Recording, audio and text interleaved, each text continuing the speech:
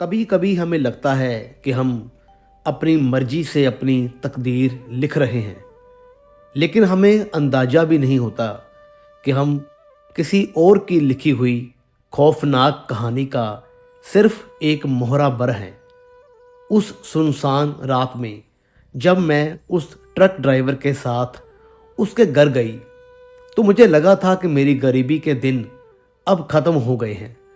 लेकिन मुझे खबर नहीं थी कि जिसे मैं अपनी नई जिंदगी समझ रही हूँ, वो असल में एक सजा है। यह कहानी सिर्फ एक औरत की जलन और कत्ल की नहीं है, बल्कि उस बंद कमरे में छिपे एक ऐसे डरावने सच की है जिसे सुनकर आपकी रूह कांप जाएगी। आखिर उस घर की चार दीवारी के पीछे ऐसा क्या खेल चल रहा था जिसे समझने में मुझे बहुत देर हो गई। तो चलिए दोस्तों, कहानी को बिना देर किए शुरू करते हैं। उस काली और ठंडी रात में मैं सड़क के किनारे खड़ी थी और मेरे पैर डर के मारे कांप रहे थे, क्योंकि ये मेरी जिंदगी में पहली बार था जब मैं अपनी इज्जत का सौदा करने के लिए मजबूर हो गई थी। और मुझे समझ नहीं आ रहा था कि मैं क्या करूं या कहां जाऊं, क्योंकि हमारे घर बहुत गरीबी थी और पेट की भूख इंसान से कुछ भी करवा सकती है।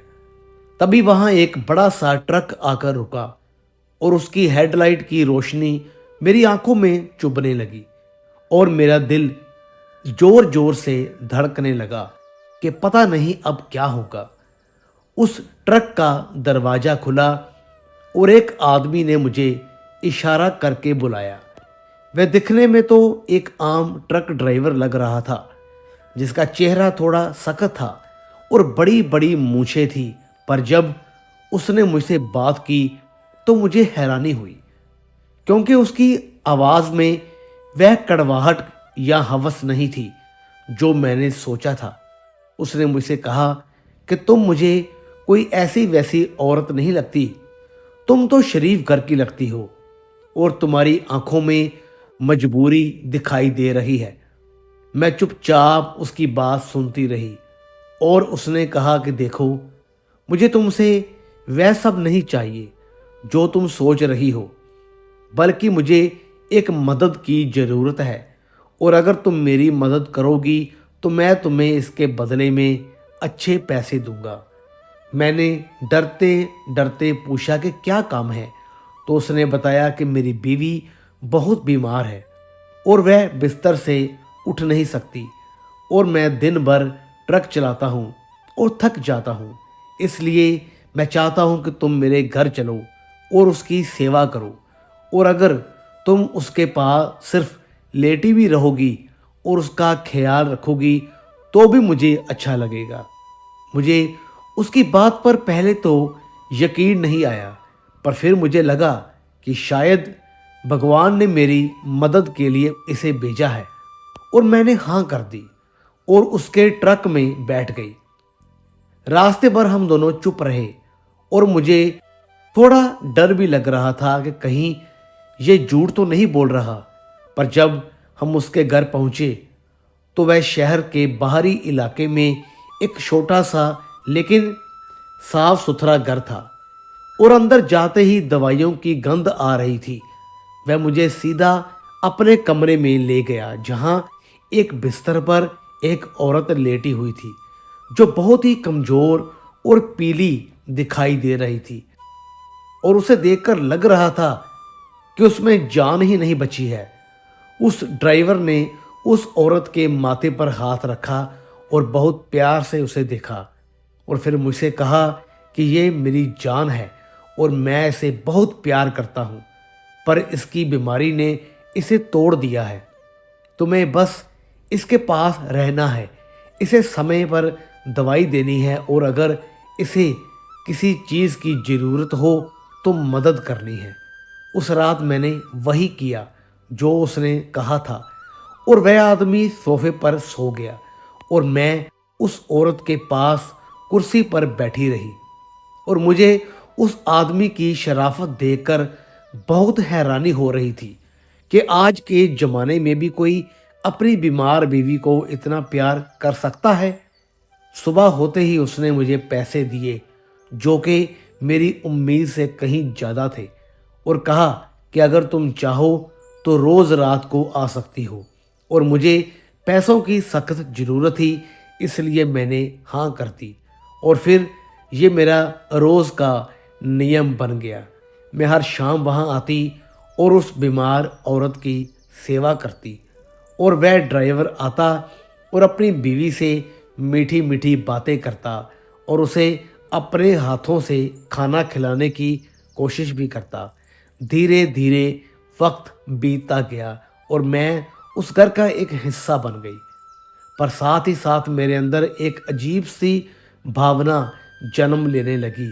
मैं देखती थी कि वह ड्राइवर कितना मजबूत और अच्छा है, और वह अपनी बीवी का कितना ख्याल रखता है। और मुझे लगने लगा कि काश कोई मुझे भी इतना ही प्यार करता। वह औरत तो बस बिस्तर पर पड़ी रहती थी, ना वह बोल सकती थी, ना चल सकती थी, और ना ही उसे कोई सुख दे सकती थी। पर फिर भी वह आदमी उसे पूजता था, और ये बात मुझे अंदर ही अंदर खाने लगी। मुझे उस बीमार औरत से जलन होने लगी कि यह तो किसी काम की नहीं है, फिर भी इसे इतना प्यार मिल रहा है। और मैं जो कि जवान हूँ और तंदुरुस्त हूँ और सुंदर भी हूँ, मुझे कोई पूछने वाला नहीं है। मेरे मन में शैतान जागने लगा और मैं सोचने लगी कि अगर ये औरत नहीं होती तो ये आदमी मेरा हो सकता था, क्योंकि अब हम दोनों एक दूसरे को जानने लगे थे, और वह भी मुझसे अच्छी तरह से बात करता था और मेरी तारीफ भी करता था कि तुम बहुत अच्छे से घर संभालती हो। और धीरे धीरे मेरी जलन नफरत में बदल गई, और मैंने फैसला कर लिया कि मुझे इस औरत को अपने रास्ते से हटाना होगा, ताकि मैं इस घर की मालकिन बन सकूं और इस ड्राइवर के प्यार को पा सकूं जो सिर्फ मेरा होना चाहिए। मैंने एक योजना बनाई और बाजार से चूहे मारने वाली दवा खरीद लाई, और मैंने सोचा कि अगर मैं एक बार में ज़्यादा दवा दूंगी तो सबको शक हो जाएगा। इसलिए मैंने तय किया कि मैं इसे धीरे धीरे खाने में मिलाकर दूंगी, ताकि ऐसा लगे कि इसकी बीमारी बढ़ गई है और ये उसी से मरी है। उस रात जब ड्राइवर सो गया तो मैंने उस औरत के दूध में थोड़ा सा जहर मिला दिया और उसे पिला दिया। वह बेचारी तो वैसे भी कुछ बोल नहीं पाती थी। उसने वह दूध पी लिया, और मैं उसे पीता देख मन ही मन खुश हो रही थी कि अब मेरा रास्ता साफ हो रहा है। अगले कुछ दिनों तक मैं रोज़ यही करती रही और उसकी हालत और ख़राब होती गई। वह उल्टियाँ करने लगी और उसका शरीर नीला पड़ने लगा। ड्राइवर बहुत परेशान हो गया और वह उसे डॉक्टर के पास ले जाने की बात करता, पर मैं उसे समझाती कि यह तो पुरानी बीमारी है और डॉक्टर भी अब क्या करेंगे। और वह मेरी बातों पर भरोसा करता था, क्योंकि उसे लगता था कि मैं उसकी बीवी की सेवा कर रही हूँ और उसका भला चाहती हूँ। आखिर वह रात आ ही गई जब उस औरत ने दम तोड़ दिया और जहर ने अपना काम पूरा कर दिया। जब वह मरी तो ड्राइवर बहुत रोया और उसने बहुत दुख मनाया, और मैं भी उसके साथ झूठा नाटक करती रही और उसे दिलासा देती रही कि भगवान को यही मंजूर था और अब वह दर्द से मुक्त हो गई है। मैंने उसका सर अपने कंधे पर रखा और उसे संभाला, और उसी पर मुझे लगा कि अब यह पूरी तरह से मेरा हो जाएगा। उसकी बीवी के मरने के बाद वह बहुत अकेला पड़ गया था, और मैं जानबूझकर उसके पास ज़्यादा वक्त बिताने लगी। मैं उसके लिए खाना बनाती, घर की सफाई करती और उसे अकेलेपन का एहसास नहीं होने देती थी। कुछ महीने बीते और गांव वालों और पड़ोसियों ने भी कहना शुरू कर दिया कि ये लड़की तुम्हारे घर को कितना अच्छा संभालती है, और अब तुम अकेले हो तो तुम्हें इससे शादी कर लेनी चाहिए। और यही तो मैं चाहती थी। एक दिन उसने मुझसे कहा कि मुझे तुम्हारी आदत हो गई है और मैं अब अकेले नहीं रह सकता। क्या तुम मुझसे शादी करोगी? मेरी खुशी का कोई ठिकाना नहीं रहा और मैंने तुरंत हाँ कर दी और हमने एक मंदिर में जाकर बिल्कुल सादगी से शादी कर ली। और मैं बहुत खुश थी कि मेरी योजना सफल हो गई और मैं अब उस घर की मालकिन थी। और वह प्यार जो उस बीमार औरत को मिलता था, अब वह मेरा था। शुरुआत में कुछ दिन बहुत अच्छे बीते और वह मेरा बहुत ख्याल रखता था, पर धीरे धीरे मुझे उसके व्यवहार में बदलाव दिखने लगा। वह अब घर पर कम आता था और जब आता था तो अजीब सी नज़रों से मुझे देखता था। एक रात जब हम बिस्तर पर थे तो उसने मुझसे एक ऐसी बात कही जिसे सुनकर मेरे पैरों तले जमीन खिसक गई। उसने मेरे कान में फुसफुसाते हुए कहा कि मुझे पता है कि तुमने उसे मारा है। और ये सुनकर मेरा खून जम गया। मैं हकलाने लगी और मैंने मना करने की कोशिश की, पर वह हंसने लगा और उसकी हंसी में वह शराफत नहीं थी जो मैंने पहले देखी थी, बल्कि एक शैतानी गूंज थी। उसने मुझे बताया कि ये सब उसकी ही योजना थी। वह अपनी बीमार बीवी से थक चुका था और वह चाहता था कि वह मर जाए ताकि वह अपनी जिंदगी जी सके, पर वह खुद उसे मारना नहीं चाहता था क्योंकि उसे पुलिस का और समाज का डर था। इसलिए उसे एक ऐसे इंसान की तलाश थी जो गरीब हो, मजबूर हो और जिसके मन में लालच और जलन पैदा की जा सके। और उस रात जब उसने मुझे सड़क पर देखा था तो उसने मुझे सिर्फ इसलिए नहीं चुना था कि मैं शरीफ लगती थी, बल्कि इसलिए चुना था क्योंकि उसने मेरी आंखों में वह भूख देख ली थी जो उसे चाहिए थी। उसने मुझे बताया कि उसने जानबूझकर मेरे सामने अपनी बीवी से इतना प्यार करने का नाटक किया ताकि मेरे अंदर जलन पैदा हो और मैं उसे मारने के बारे में सोचूं। उसने देखा था कि मैं कैसे उस औरत को जहर दे रही थी, पर उसने मुझे रोका नहीं क्योंकि वह तो यही चाहता था कि मैं ये काम कर दूं ताकि उसके हाथ गंदे ना हो। और अब जब वह मर चुकी है और मैं उसकी पत्नी बन चुकी हूँ तो मैं पूरी तरह से उसके जाल में फंस गई हूँ। उसने मुझसे साफ कह दिया कि अब तुम मेरी गुलाम हो और अगर तुमने कभी भी मुझे छोड़कर जाने की कोशिश की या मेरी बात नहीं मानी तो मैं पुलिस को बता दूंगा कि तुमने मेरी पहली बीवी को जहर देकर मारा है। और उसके पास सबूत भी थे क्योंकि उसने वह जहर की पुड़िया ढूंढ ली थी जो मैंने छिपा कर रखी थी। अब मैं उस घर में एक कैदी बनकर रह गई हूँ। वह रोज मुझे जलील करता है और मैं कुछ नहीं कर सकती क्योंकि मैं जानती हूँ कि मैं एक कातिल हूँ और मैंने अपने लालच में अपनी ज़िंदगी बर्बाद कर ली है। अब मुझे समझ में आता है कि उस रात वह ट्रक ड्राइवर मुझे बचाने नहीं आया था, बल्कि मुझे एक ऐसे नर्क में धकेलने आया था जहाँ से बाहर निकलने का कोई रास्ता नहीं है। और मैं रोज़ उस बिस्तर पर लेटी रहती हूँ और सोचती हूँ कि शायद वह पहली औरत भी मेरी तरह ही फंसी होगी और शायद उसे भी इसने ऐसे ही किसी जाल में फंसाया होगा। और अब मैं बस अपनी मौत का इंतज़ार कर रही हूँ क्योंकि ये खेल उसका था और मोहरा मैं बन गई। और मेरी इज्जत तो उस रात बिकी ही थी, पर अब मेरी आत्मा भी बिक चुकी है। अब हर दिन मेरे लिए एक सजा बन गया था। वह आदमी जो पहले मुझे देवता लगता था अब शैतान बन चुका था। वह मुझे मारता पीटता और कहता कि तू तो एक कातिल है, तुझे प्यार नहीं सजा मिलनी चाहिए। मैं रोती गिड़गिड़ाती पर उसे कोई फर्क नहीं पड़ता था और वह मुझे घर से बाहर भी नहीं निकलने देता था। धीरे धीरे मेरी तबीयत भी खराब होने लगी। मुझे चक्कर आने लगे और कमजोरी महसूस होने लगी। मुझे शक होने लगा कि कहीं वह मुझे भी वही जहर तो नहीं दे रहा जो मैंने उसकी पहली बीवी को दिया था।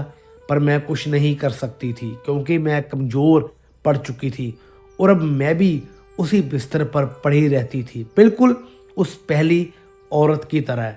और अब मुझे समझ आ रहा था कि उस औरत की आंखों में वह दर्द और बेबसी क्यों थी जो मैंने पहले कभी समझने की कोशिश नहीं की थी। कुछ महीने और बीते और मैं पूरी तरह से लाचार हो गई। ना मैं उठ सकती थी और ना ही चल सकती थी। तभी एक शाम दरवाज़ा खुला और वह आदमी अंदर आया, पर वह अकेला नहीं था। उसके साथ एक नई लड़की थी जो बहुत घबराई हुई लग रही थी और उसके कपड़े फटे पुराने थे। वह ड्राइवर उस लड़की से बड़े प्यार से बात कर रहा था और कह रहा था कि मेरी बीवी बहुत बीमार है, तुम्हें बस उसकी सेवा करनी है और मैं तुम्हें इसके बदले बहुत सारे पैसे दूंगा। जब मैंने ये सुना तो मेरी आंखें फटी की फटी रह गई। ये तो वही कहानी थी जो मेरे साथ शुरू हुई थी। मैंने उस नई लड़की की आंखों में देखा और मुझे वही भूख और वही लालच दिखाई दिया जो कभी मेरी आंखों में था। वह ड्राइवर मुझे देखकर मुस्कुराया और उसकी उस मुस्कुराहट ने मुझे बता दिया कि अब मेरा वक्त ख़त्म हो चुका है। मैं चीखना चाहती थी, उस लड़की को बताना चाहती थी कि भाग जाओ यहाँ से, ये एक जाल है, पर मेरे मुंह से आवाज़ नहीं निकली क्योंकि शरीर में ताकत ही नहीं बची थी। अब मैं समझ गई थी कि उस पहली बीवी ने मुझे रोकने की कोशिश क्यों नहीं की थी, क्योंकि शायद वह भी इसी तरह मेरी जगह लाई गई थी और वह जानती थी कि यह चक्र चलता रहेगा। अब नई लड़की आ गई थी मेरी जगह लेने और मुझे मारने के लिए, और यही मेरी करनी का फल था। मैं चुपचाप लेटी रही और अपनी मौत का इंतज़ार करने लगी क्योंकि अब इस नर्क से आज़ादी सिर्फ मौत ही दे सकती थी। और ट्रक ड्राइवर का ये खेल ऐसे ही चलता रहेगा और नई शिकार फंसती रहेगी। उस नई लड़की को देखकर अचानक मेरे दिमाग की नसें तन गई और मुझे उस आदमी की पूरी सच्चाई शीशे की तरह साफ दिखाई देने लगी। मुझे समझ आ गया कि यह सिर्फ एक खेल नहीं था, बल्कि ये उस आदमी की हवस की भूख थी जो कभी ख़त्म नहीं होती थी। दरअसल उसकी वह पहली बीवी सच में बीमार थी। उसने उसे बीमार नहीं किया था, वह कुदरती तौर पर बीमार थी, लेकिन उस बेचारी की बीमारी ने इस राक्षस को एक भयानक रास्ता दिखा दिया था। जब उसकी असली बीवी बीमार पड़ी तो उसने देखा कि कैसे वह उसकी बीमारी का बहाना बनाकर बाहर से जवान और खूबसूरत लड़कियों को घर में ला सकता है, और दुनिया वालों को लगता था कि वह मजबूर है और उसे मदद की ज़रूरत है, लेकिन असलियत में उसे लड़कियों के जिस्म की भूख थी। वह लड़कियों को सेवा के नाम पर लाता और फिर उनकी मजबूरी का फ़ायदा उठाता और उनके साथ अपनी गंदी हवस पूरी करता था। मुझे याद आया कि कैसे शादी के बाद शुरू के दिनों में वह मेरे साथ जानवर की तरह पेश आता था और उसकी आंखों में प्यार नहीं बल्कि सिर्फ हवस होती थी, और जब उसका मन मुझसे भर गया तो उसने मुझे बीमार करने का नाटक शुरू कर दिया ताकि वह एक नई और ताजी शिकार को ला सके। उसका तरीका यही था कि वह एक लड़की को लाता, उसका इस्तेमाल करता, और जब वह पुरानी हो जाती या जब उसका मन भर जाता तो वह उसे उस बिस्तर पर लिटा देता जहाँ से सिर्फ मौत का ही रास्ता निकलता था। अब वह नई लड़की भी उसकी हवस का नया खिलौना थी। वह उसे भी वही सपने दिखाएगा जो उसने मुझे दिखाए थे।